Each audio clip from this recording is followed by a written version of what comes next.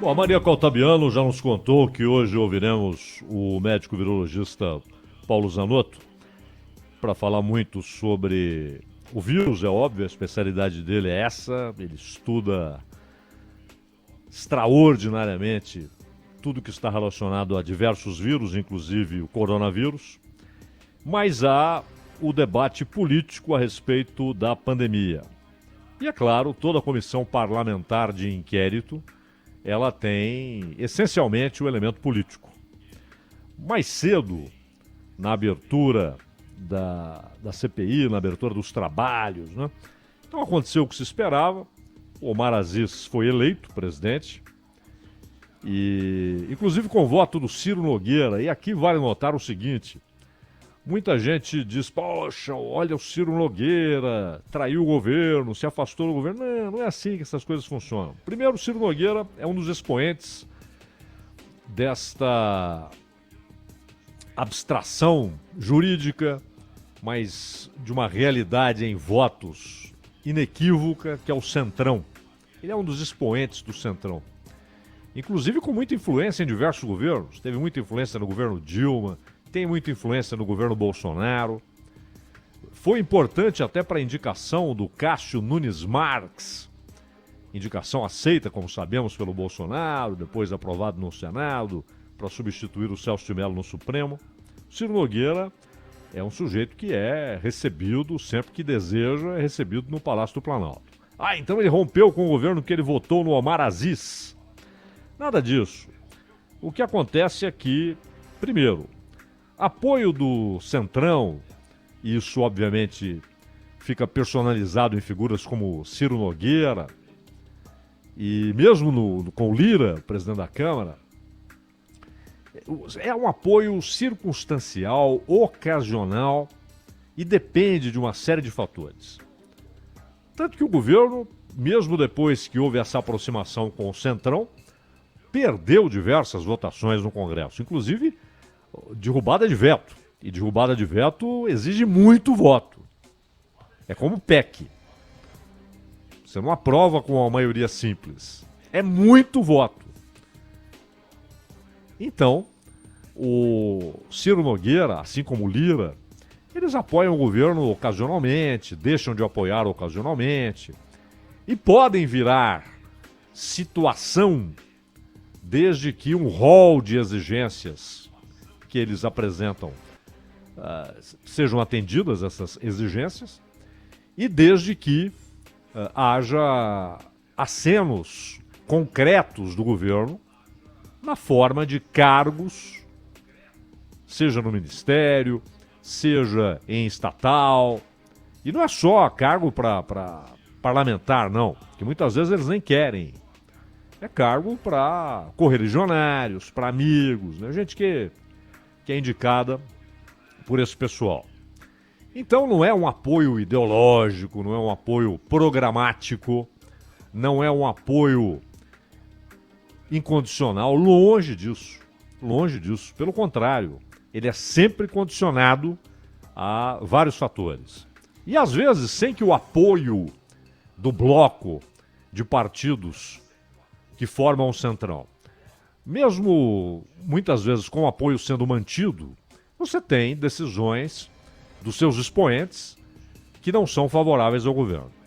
O Ciro Nogueira conversou com o Omar Aziz, que falou, Ciro, tal, vote em mim. E há dentro do Senado e da Câmara, há vários embates internos que nada tem a ver com ideologia, nada tem a ver, inclusive, com o governo em si.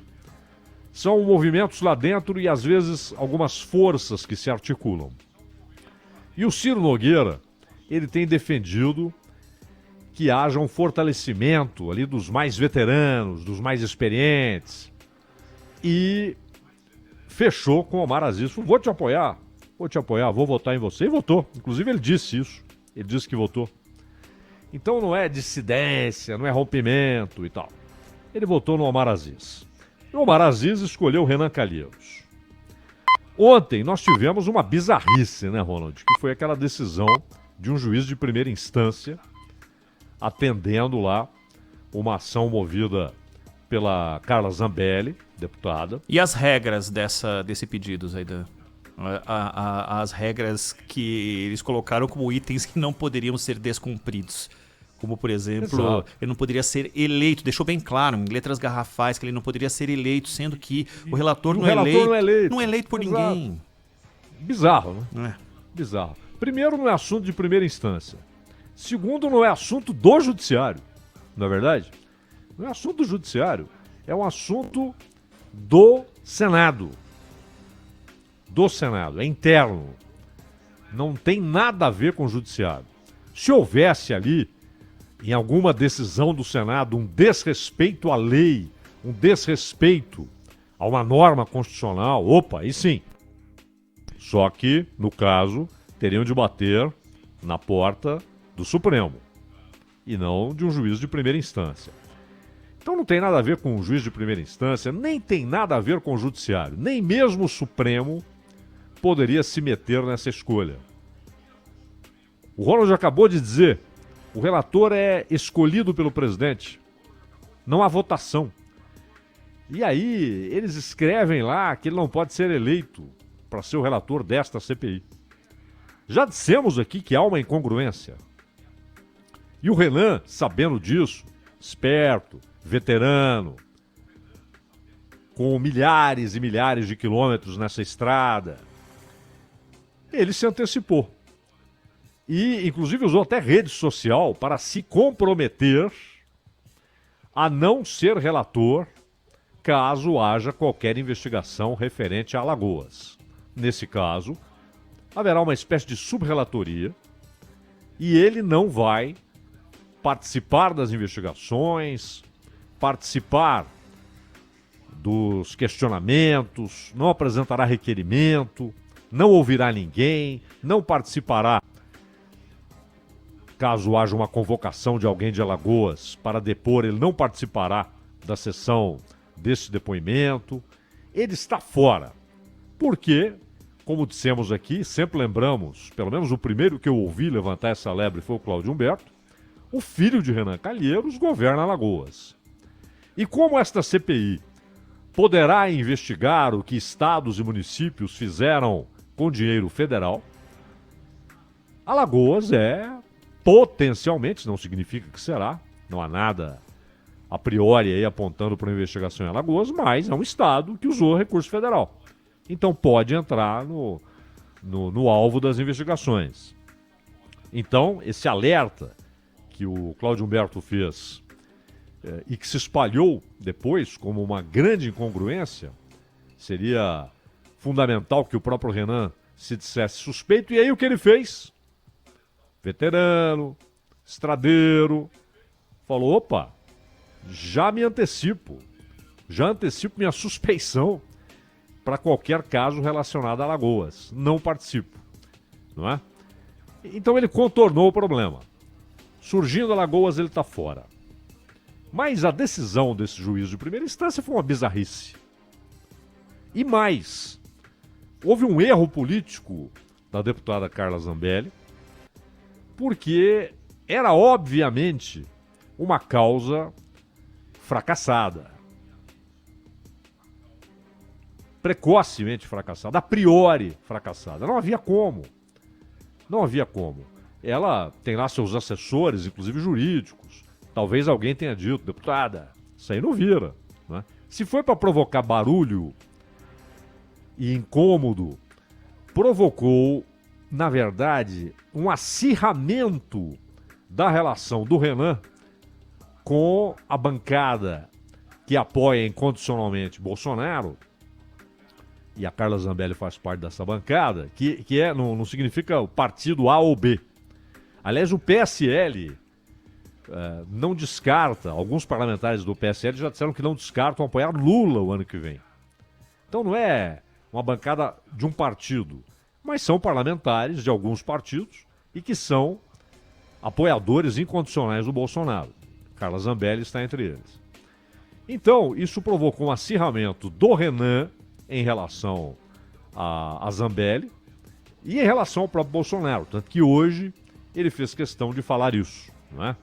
Que foi uma ação do governo E aí vem aquela pataquada do Renan. Primeiro, dizendo que não haverá politização das investigações. Isso é uma bobagem conceitual. CPI é política. CPI não é um tribunal que segue o caminho estabelecido pelos autos, preso às provas, às evidências, aos argumentos, aquilo que é dito, as delações, ao que é dito por testemunhas, ao que é dito por defensores e acusadores. Não. CPI é política. E há, de cara, 7 votos que preocupam o governo. São 11, 7 preocupam o governo. Inclusive do Tasso Gereissati, que já teve discussões no plenário. Não é que discutiram no elevador, alguém ouviu e contou. No plenário, dizendo que o Renan devia estar preso. Não é? Isso desaparece nesse momento. O que interessa é o seguinte: qual é o seu objetivo nessa CPI? É coincidente com o meu? O alvo é o mesmo que o meu? Então seguiremos juntos. É assim que funciona. É política. Porém, tem aquela velha máxima: sabemos como uma CPI começa, não sabemos como termina. Isso aconteceu diversas vezes. Mas é claro que políticos experientes sabem conduzir a CPI. E aí entra a figura central do relator. Porque o presidente é quem decide, por exemplo, que um requerimento apresentado pelo relator será colocado para votação. Então o papel do Aziz não é protocolar, é importante. Mas, pelo menos de cara, há uma harmonia de Omar Aziz e Renan Calheiros, tanto que Omar Aziz é que escolheu Renan Calheiros. Claro, não foi uma escolha solitária. Havia uma pressão política do MDB para que o Renan Calheiros fosse escolhido e de partidos da oposição. Tanto que o líder do PT no Senado, ele fez loas a Renan Calheiros hoje. Não é? E ele nem faz parte da comissão. Ele nem deveria estar lá, mas estava. E entoou loas a Renan Calheiros. Não é? E ao MDB, falando da importância do MDB. O MDB vai fazer o relator porque o MDB tem voto. O eleitor escolheu que o MDB tivesse maioria no Senado. Então ele usou essa platitude para defender a presença do Renan Calheiros. Então os partidos de oposição, PT, PCdoB, PDT, oposição incondicional, como aos aliados incondicionais, a oposição incondicional. Eles queriam Renan Calheiros. O MDB queria Renan Calheiros. E o Omar Aziz falou: perfeito, votem em mim e será Renan Calheiros. Não é? Mas a princípio eles estão ali com objetivos similares. Inclusive, um inimigo do Renan Calheiros, como o Tasso Gereissati. Deixam de ser se o objetivo os une. O vice-presidente é Randolfo Rodrigues, que também já quebrou o pau com o Renan Calheiros. Mas nesse momento não será oposição ao trabalho do Renan Calheiros, porque esse é o trabalho central. O relator é quem diz: comissão, vamos ouvir fulano, vamos ouvir Beltrano, vamos pedir que tais documentos sejam enviados à comissão parlamentar de inquérito, vamos ouvir o Paulo Guedes. Aliás, a primeira sugestão, já aprovada, é que Mandetta será ouvido. O Mandetta não precisa ser convocado. Se for convidado, ele vai. Porque ele sabe que aquilo é um palanque. E Mandetta adora palanques. Espero que façam perguntas pertinentes. Que não seja apenas: Mandetta, você agora é oposição? Desça a lenha. Fale da irresponsabilidade do governo, do presidente Bolsonaro, etc. Claro que isso vai ser feito. Mas é preciso também perguntar ao Mandetta por que ele tomou decisões tão equivocadas. Já que o objetivo, confesso, então, o ministro da Saúde, Mandetta, Pazuello, É preciso ouvir do Pazuello, ele em algum momento será ouvido. O Mandetta deve ser o primeiro, terça-feira que vem. A saúde não tinha informação para saber que o problema estava longe de resolvido. Que nós tivéssemos essa impressão, era uma impressão equivocada, mas o ministro da Saúde, cercado de especialistas e de informações, de dados científicos, de previsões não aleatórias, mas previsões com base naquilo que o desenvolvimento da pandemia mostrava. Você tinha tantas informações e tomou essa decisão por quê? Foi para economizar dinheiro? Foi por achar que estava tudo resolvido? Contornado? O Pazuello, o que aconteceu em Manaus? Quanto tempo antes do colapso? Quanto tempo antes daquela crise de falta de oxigênio você foi informado de que haveria um colapso? E o que você fez? Quantos dias antes? 8? 20? 30? Por que você soube tão tardiamente? Você soube? Quando soube? O que fez? Que medidas adotou? Pazuello, e a Pfizer? E a Coronavac? Você disse que ia comprar, aí o presidente disse que não ia comprar. Aí você falou, se o presidente falou, tá falado. Mas você não tinha uma posição técnica, ou mais do que isso, sanitária, a defender como ministro da Saúde? Não seria o caso de bater o pé e dizer não? A nossa conclusão técnica é que é preciso, sim, comprar.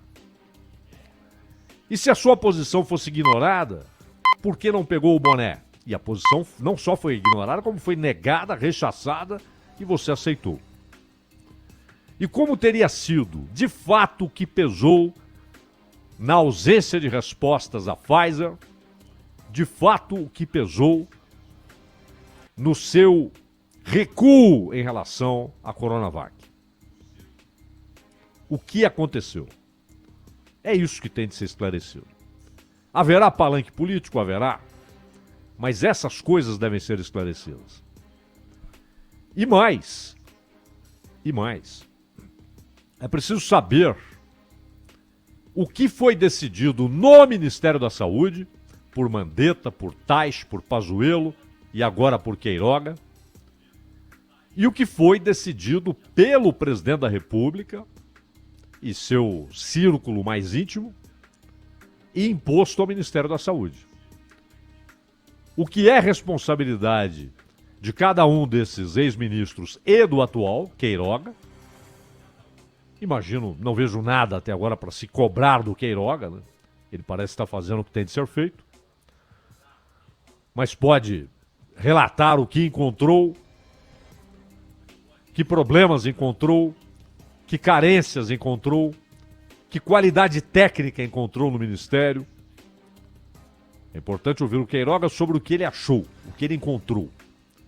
Suas ações, não há nada que qualquer delas que mereça uma inquisição. Né? Mas é preciso ouvir dos ministros o que é responsabilidade de cada um deles e o que é responsabilidade do presidente da República, chefe deles. Que é quem pode chegar hoje e falar assim, todos os ministros estão na rua. Pode, tem todo o direito. Portanto, em larga medida, responde pelas decisões do Ministério, principalmente quando o Ministério toma uma decisão, há críticas de toda parte, o presidente deve saber, escuta, o que você fez aí que estão metendo o pau? A não ser que o que ele fez tenha partido do próprio Palácio do Planalto. Renan disse que a CPI será um santuário da ciência. Para com isso, Renan. Não se empolgue tanto. Primeiro, não será santuário de nada. Segundo, essa história de ciência. Parem de usar isso como um mote, como um mantra, como um argumento que conceitualmente não é realizável. A palavra em si. A ciência, Renan, é movida por perguntas, por questionamentos. A ciência é movida por disputas internas, contendas internas entre os cientistas, até que uma conclusão comprovável se imponha. As hipóteses vão sendo descartadas. A primeira coisa que faz um cientista é ir descartando hipótese. Mas ele só trabalha com perguntas. E muitas vezes uma resposta é parcialmente verdadeira. Newton, um gênio,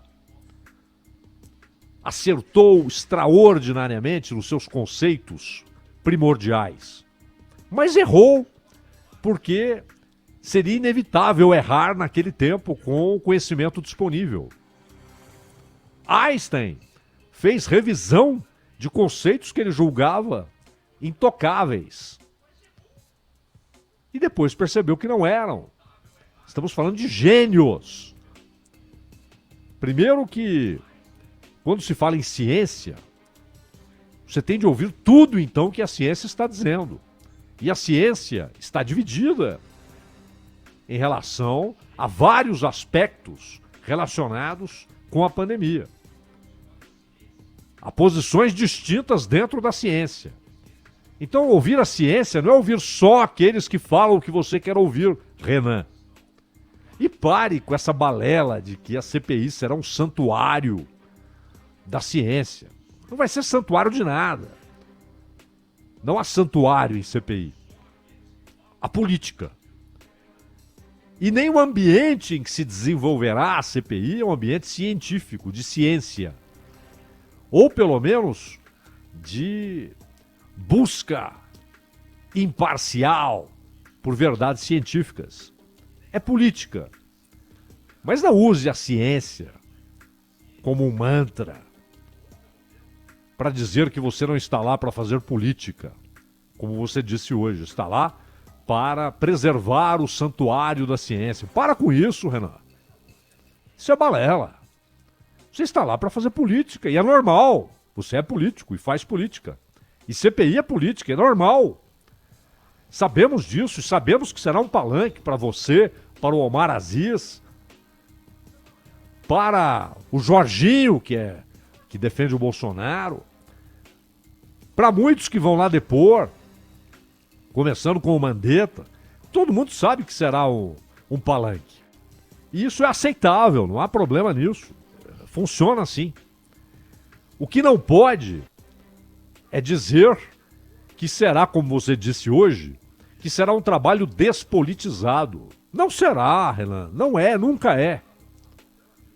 O trabalho de vocês nunca é despolitizado. E é normal que não seja.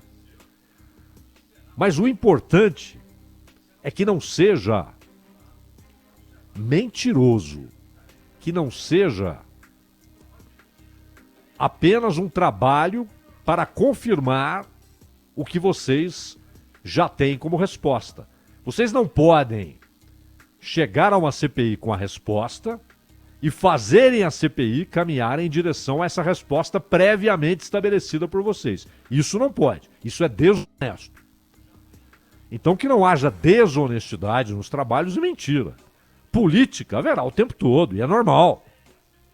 É normal. Seria de uma ingenuidade cabal se disséssemos aqui que esperamos uma CPI despolitizada, como você prometeu. Isso seria ridículo. A CPI é política. E vocês farão política. E vocês têm metas políticas. Tudo é normal. Vocês tinham maioria, terão maioria na CPI, tinham maioria de votos para fazer o Omar Aziz presidente, e ele escolher você relator, tá tudo certo. Esse é o jogo político, é isso. É maioria no voto. Seja para escolher o presidente da República, seja para escolher o presidente de uma CPI. Isso é política. É convencer a maioria e conseguir mais votos. Simples. Porém, o trabalho em si, se há de fato uma meta justa, que é, primeiro, levantar responsabilidades. E com o objetivo ali meio floreado, né? Para que essas responsabilidades não se repitam. Não se repetirão, o ambiente será outro, mas que não se repitam numa outra ocasião, numa outra crise sanitária, ou social, ou econômica, que não sejam repetidas tais negligências e responsabilidades.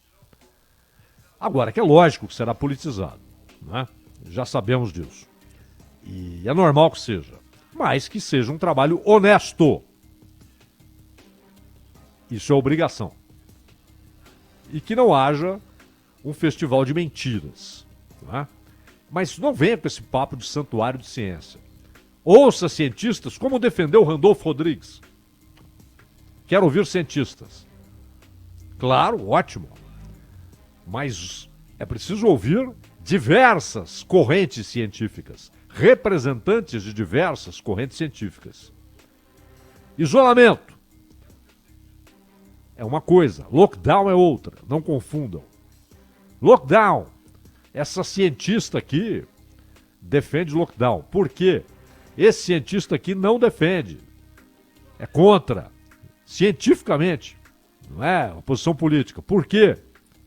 Esse aqui defende tratamento precoce, assim chamado, é um termo inadequado, né? Tratamento inicial, quando o vírus atinge uma pessoa e ela se dá conta dos sintomas, o tratamento inicial. Esse cientista aqui é contra, diz que vai piorar a situação do paciente. Esse aqui, pelo contrário, ele diz que é fundamental, porque sempre que se combate um vírus é necessário buscar um tratamento inicial que não mata o vírus, mas ameniza suas consequências. É preciso ouvir as diversas correntes. Isso será um trabalho honesto. Agora, não venham com uma resposta pronta e depois encaminhem a CPI apenas para que essa resposta seja confirmada. Isso não é honesto, né? Então, o que a gente espera é que tenhamos conclusões sérias. Haverá política, haverá palanque, muita gente já vai fazer campanha para 2022 na CPI. Tudo isso faz parte. Em todas as CPIs houve isso. Naquela lá atrás, do Collor. E depois, na dos Correios, da Petrobras, sempre há política. Campanha, palanque. Faz parte do preço. E vocês farão política, Renan. Não venha dizer que não será um trabalho politizado. Será. É normal que seja, tudo bem. Apenas sejam sérios na condução do negócio para que tenhamos esclarecimentos para a população, que é quem paga os altíssimos salários que vocês recebem. Esclareçam. Mostrem os erros cometidos para que a população saiba, inclusive, que aquilo foi errado. Mostrem as irresponsabilidades, as negligências e avancem também no que aconteceu nos estados. Por que o governador tal do Pará comprou equipamento superfaturado e inútil para pacientes em estado crônico, crítico? Por que gente foi empurrada para a morte quando governos escolheram comprar equipamento inútil, como no caso do Pará, ou quando contratou a construção, o erguimento de muitos hospitais de campanha e no final um único, mísero e incompleto e insuficiente hospital foi entregue, como aconteceu no Rio de Janeiro. É preciso avançar. O que foi feito com cada centavo de recurso federal pelos governadores e prefeitos? Tem de investigar isso. E investigar o governo federal. No que se refere à vacina, principalmente nos casos específicos da Pfizer, da Coronavac. Manaus. Teria sido possível evitar mortes em Manaus? Falta de oxigênio em Manaus? Se era possível, por que não foi feito? De quem é a responsabilidade? Quem tomou decisões? E o kit intubação? Porque amanhecemos 2021 com anúncios. Vai faltar. No segundo mês, começou a faltar. No terceiro mês, uma crise da falta do kit intubação. O que significa condenar gente à morte. Então há muita coisa a ser esclarecida em relação à ação do governo federal e à ação de governadores e prefeitos. Esse é o trabalho. Mas que vai ter política, vai.